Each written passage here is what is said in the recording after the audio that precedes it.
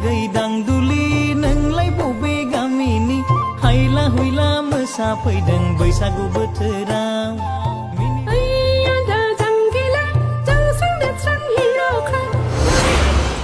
लोगोफोर दिनैनिबो गोदान मोनसे आपडेट भिडिअआवहाय नोंथांमोनखौ गासैखौबो बरायनो थालायबाय लोगोफोर नोंथांमोना भिडिअनि थाम्बनेल आरो टाइटेलफोरावनो नायनानै एसेब्लाबो मिथिखाबाय जानांगौ दिनैनि भिडिअआ मानि सायाव जागोन लोगोफोर लानानै फैलायबाय आं नोंथांमोननि सिगाङाव बर'नि मोनसे गोदानै फैनो गोनां बैसागु मिउजिक भिडिअनि सायाव सुंद'यै आपडेट लानानै नोंथांमोना भिडिअनि बागै आबुङै मिथिनो थाखाय भिडिअखौ जागायनायनिफ्राय जोबजासिम नायलाङोब्लानो जाबाय लोगोफोर बे गोदानै फैनो गोनां बैसागु मिउजिक भिडिअनि मुङानो जादों आगै दांदुलि आरो बे मिउजिक भिडिअआवनो गाहाय फाव खालामनायखौ नुनो मोनगोन फावखुंग्रि लीना बसुमतारी लोगोसे देबजित दैमारी बिथांमोनखौ आरो मेथाइखौ रोजाबदों बर'निनो बयजोंबो मिथिजाखानाय मेथाइ रोजाबगिरि सुलेखा बसुमतारी लोगोसे कपिल सोरगियारि बिथांमोना आरो मिउजिकखौ होदों केनि सोरगियारि बिथाङा आरो बे मिउजिक भिडिअनि कनसेप्ट एन्ड डाइरेक्सनखौ खालामदों अनिरुद्र बसुमतारी बिथाङा लोगोफोर बे मिउजिक भिडिअआ फैनो थांगासिनो दङ डिके दैमारी प्रेजेन्ट चेनेलनि आन्दारावहाय नोंथांमोना साननैसोनि उनावनो बे आगै दांदुलि अफिसियेल बैसागु मिउजिक भिडिअखौ डिके दैमारी प्रेजेन्ट चेनेलाव नुनो मोनसिगोन